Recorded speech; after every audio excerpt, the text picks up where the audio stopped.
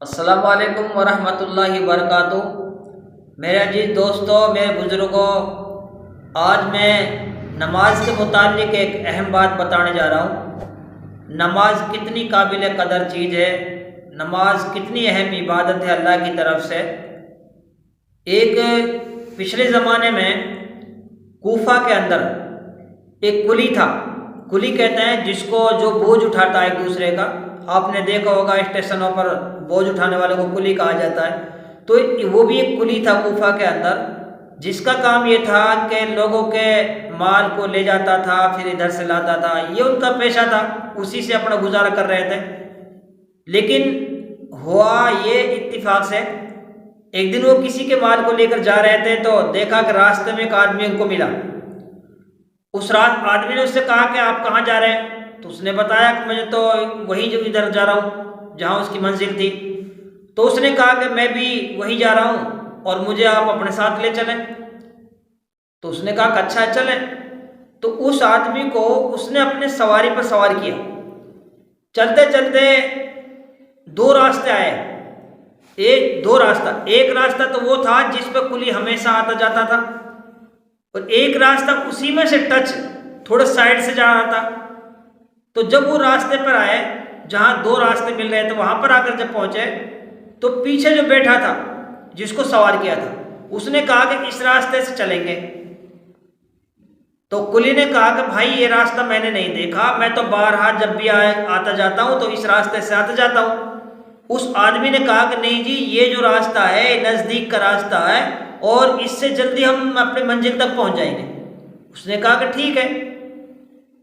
جب وہ دونوں اس راستے سے چلے تو وہ راستہ ایک دہشتناک جگہ پر، ایک وحشتناک جگہ پر جنگل میں وہ ختم ہو گیا۔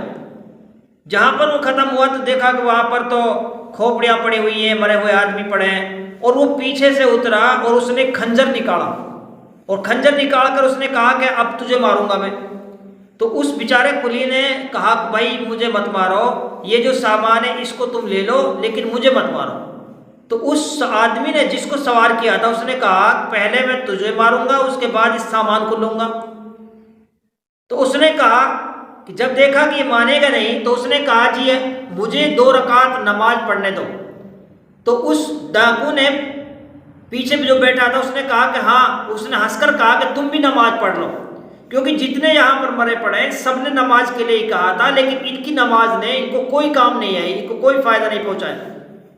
اس آدمی نے، کلی نے 2 رکعت کی نیت باندھی، اور نیت باندھتے ہی الحمد پڑھی، اس نے سورہ فاتحہ پڑھی۔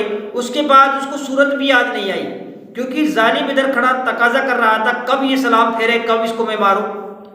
اور وہ قرآن کریم کے ایک آیت امن یجیب المضطر اذا دعا، جب اس آیت پر پہنچے تو رونے لگے اور گڑ گڑانے لگے۔ تو اچانک ایک ایسا شخص آیا جس کے سر پر لوہے کی ٹوپی تھی، اس کے ہاتھ میں نیزہ تھا۔ اس نے اس نیزے سے اس ڈاکو کو مار دیا، اور پھر وہ مار کر جب جانے لگا تو اب وہ اور زیادہ اللہ کے دربار سجدے میں گر گیا اور زیادہ رونے لگا، اللہ کا شکر ادا کیا اس نے۔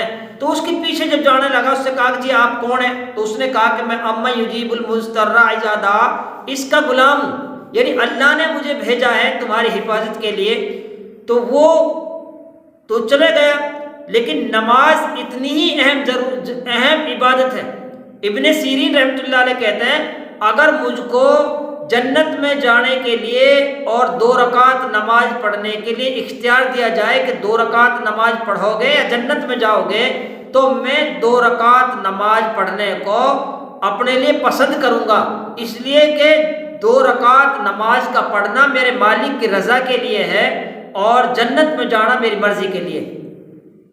آپ صلی اللہ علیہ وسلم نے ارشاد فرمایا وہ قابل رشک ہے وہ مسلمان جو ہلکا پھلکا ہو، جس کو نماز کا وافر حصہ ملا ہو، جس کو نماز کی توفیق ملی ہو، نماز کی دولت جس کو ملی ہو، وہ سب سے خوش نصیب آدمی ہے اور اہل و عیال کا بوجھ مجھ پہ نہ ہو۔